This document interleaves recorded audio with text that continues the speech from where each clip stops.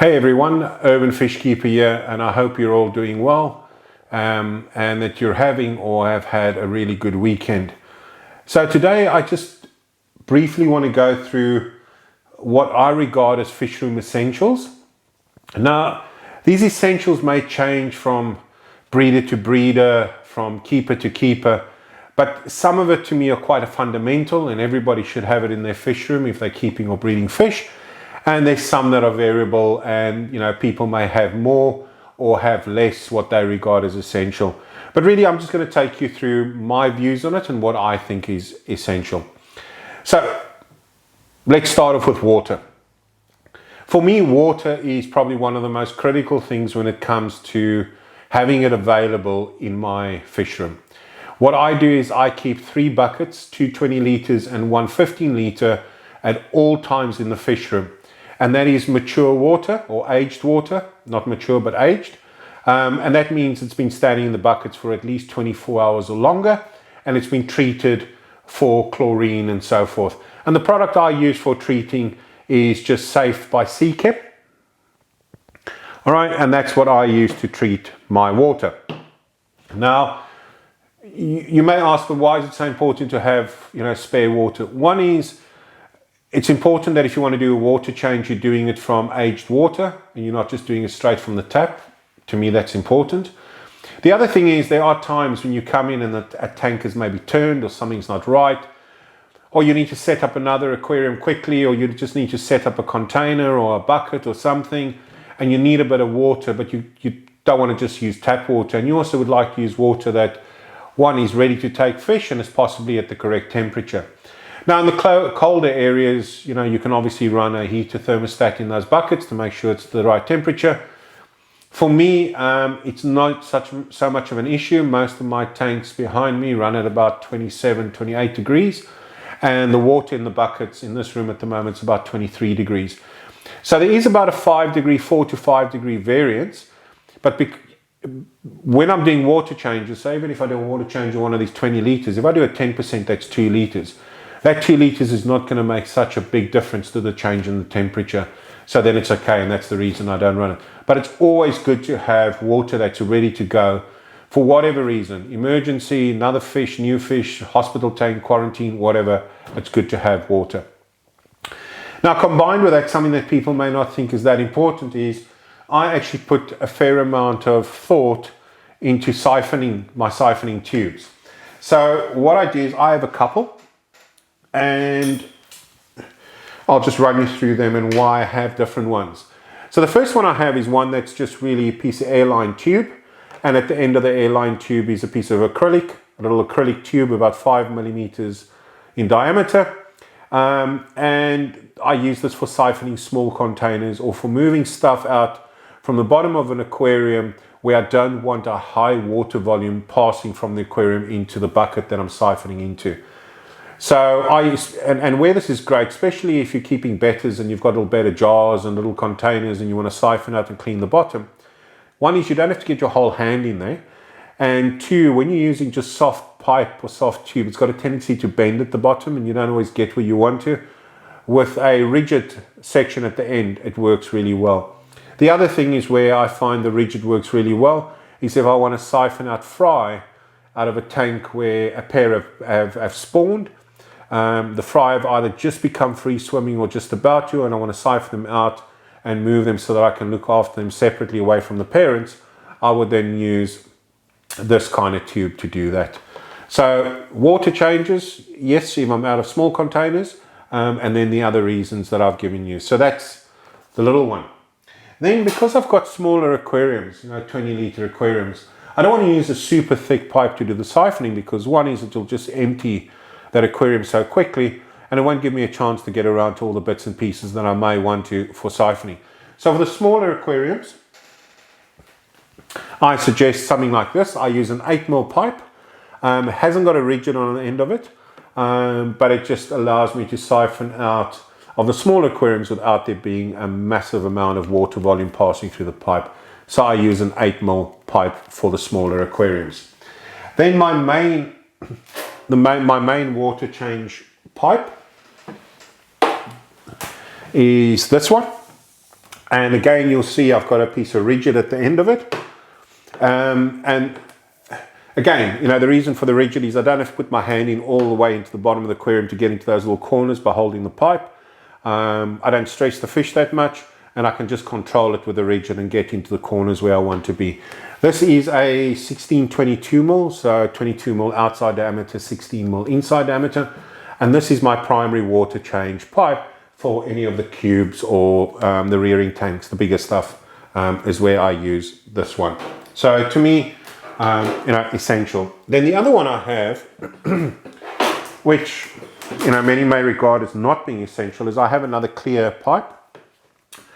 And this one doesn't get used often, but the reason I have this one is that if I'm doing water change on say a rearing tank or one of the bigger cubes, and there's something in the tank that's I'm not comfortable with, so a fish may be looking sick, or the water doesn't look right, or the fish don't look right, and I'm a bit concerned about the fish and the water quality, and that there may be something in the water or the fish may be sick, I use this one. So you can almost call it my hospital pipe. And the reason I do that is once I've done the siphon on that tank, I don't use this pipe on any of the other aquariums. I give it a rinse out and it gets left one side, and I may use it again in a couple of weeks, or when there's a special requirement to use it. It's not generally used, but it's there for when I don't want to use contaminate water from one tank to another by using siphoning using the same pipe. So that's what I've got there. All right, so on the theme of water, depending on what you're breeding and what you're keeping, so for me, for instance, a lot of the stuff that I keep is softer water, lower pH type fish. So therefore, essential for me to have in my fish room at all times is stuff like Indian almond leaves. And I always have that. There's nothing worse than you want to set up another tank, or you've done a big water change and you want to get the water right or the tannins in it, and you don't have any Indian almond leaves. So for me, that's quite an essential one. Obviously, on the flip side, if you're keeping some certain shrimps, or you may be keeping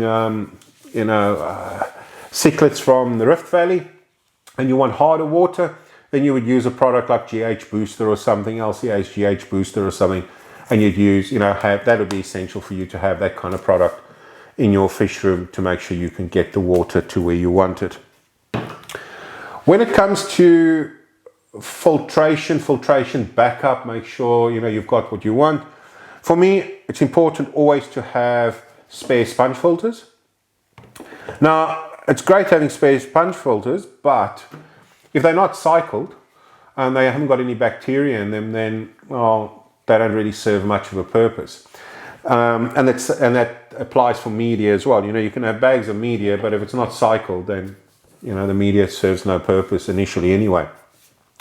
So if you have a look at this video, what's in this video is, as you can see, this is just a stabilized, well-matured aquarium. It's got a couple of fish in there, a couple of betta females and a Apistogramma male.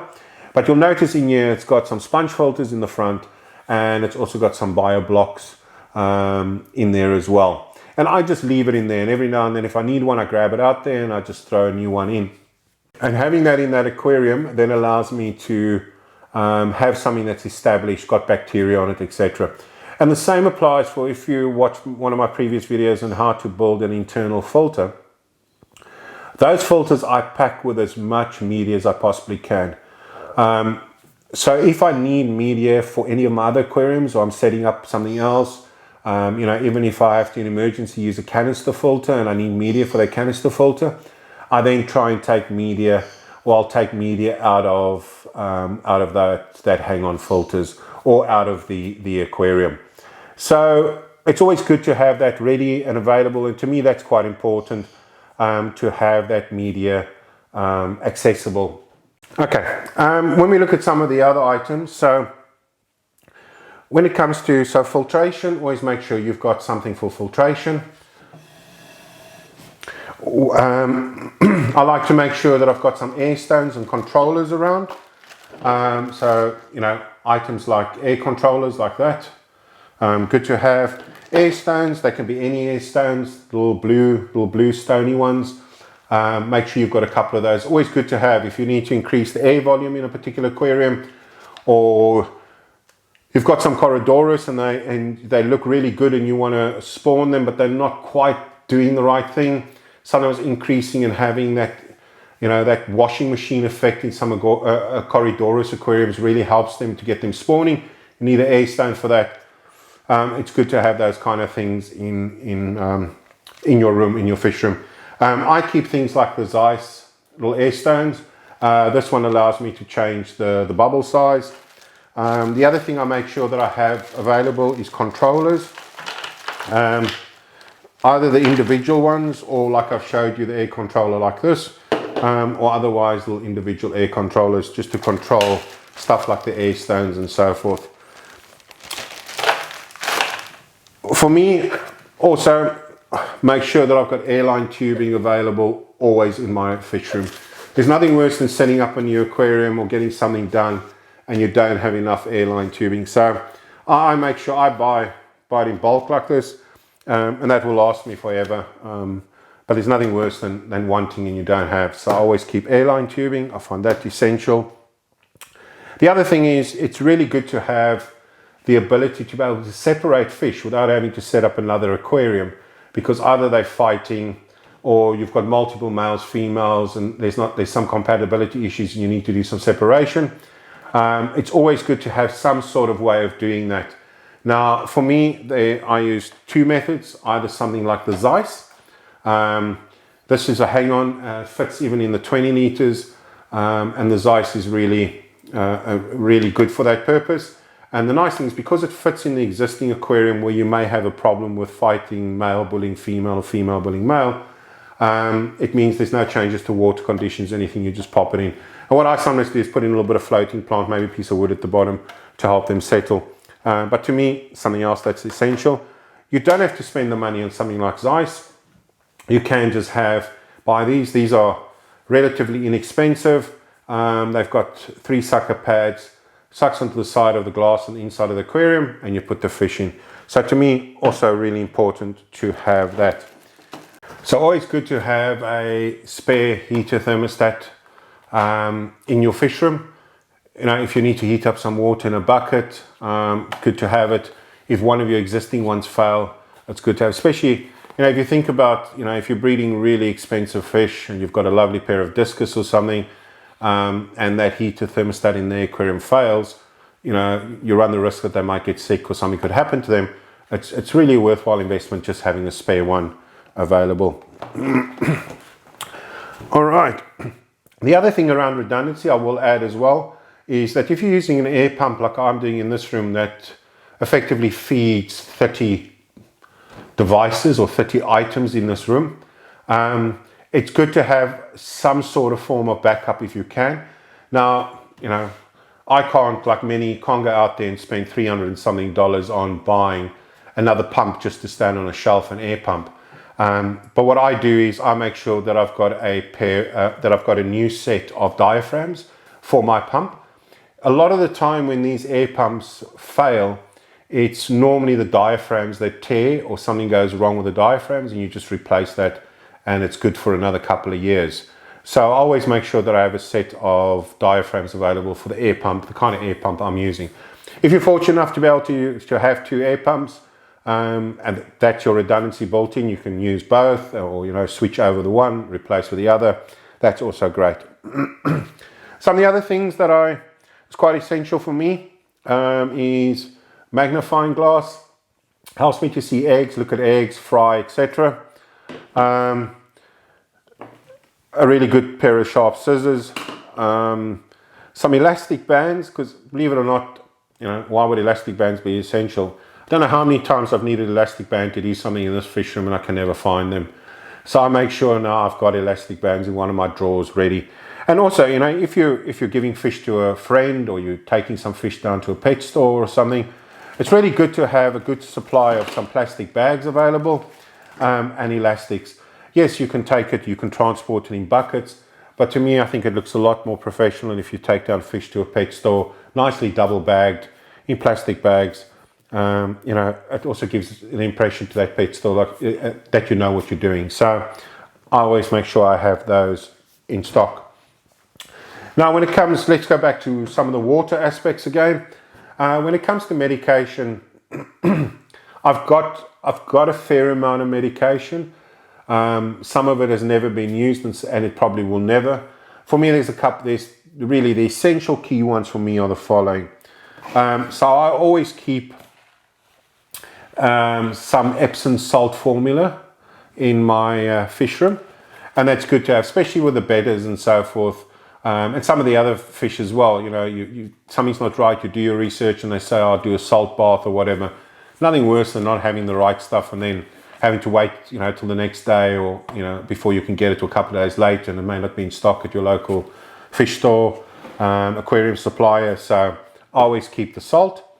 The other thing is, for discus, breeding discus or keeping discus, this product to me is the Go Wormer Plus. I've spoken about this in my discus video. I really rate this product, and it's just not hard on your fish, on your discus. So I really think it's a good one. So I make sure that I keep this in my fish room at all times, and it's a wormer for fluke and parasite killer. So definitely one that I keep. The other thing is I keep methylene blue or meth blue, and meth blue, yes, you can treat fungus in your aquariums with it. I don't have it because of that. My primary reason for having meth blue is to put in, and that's why it's good to have, you know, a whole lot of these little containers as well. Sometimes I'll move eggs into this container so it can float in the aquarium, and to that I'll add, you know, a very little of the meth blue, and that'll prevent any fungus to the eggs. So meth blue for me essentially is for fungus. Meth blue can be used for other treatments as well, but I don't like using it in an aquarium. And anybody that's used it knows it stains everything it touches. So your silicone goes blue.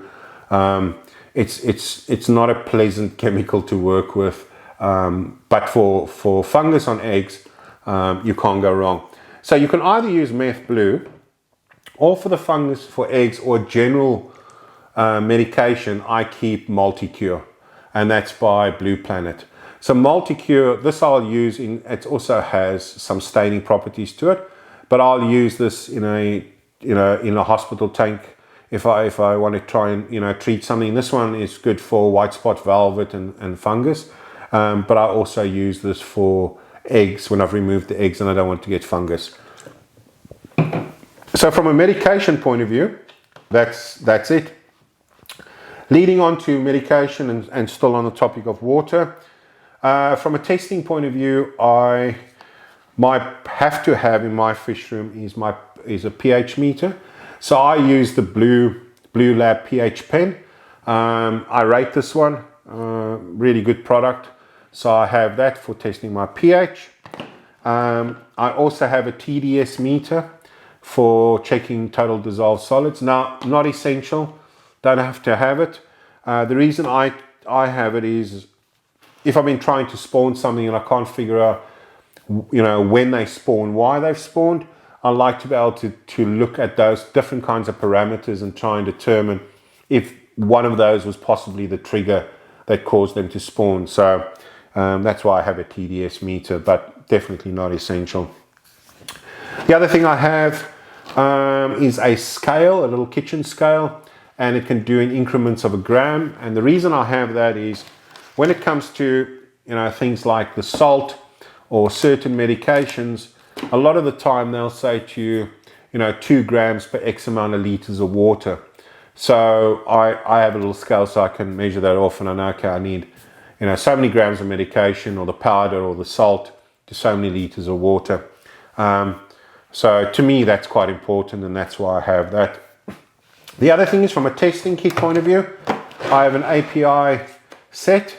This is quite an old set, so not too sure how accurate it is, but I have an API set, and this is for testing ammonia, nitrite and nitrate.